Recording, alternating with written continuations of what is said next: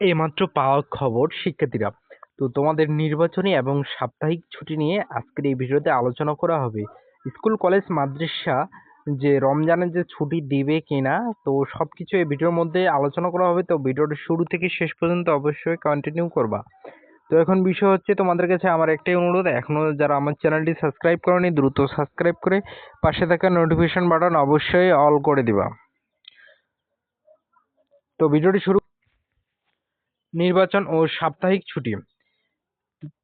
১৩তম জাতীয় নির্বাচন উপলক্ষে ১১-১২ ফেব্রুয়ারি সাধারণ ছুটি থাকবে।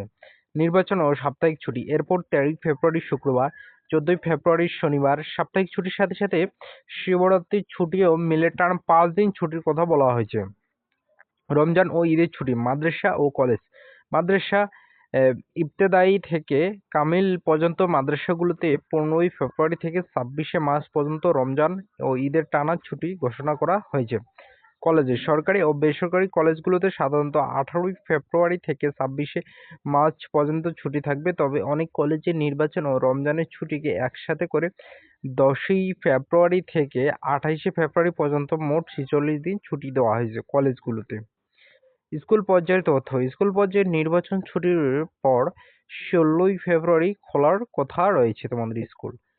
স্কুলগুলোতে রমজানের ছুটি কবে থেকে শুরু হবে এ বিষয়ে এখন পর্যন্ত কোনো চূড়ান্ত সিদ্ধান্ত পাওয়া যায়নি।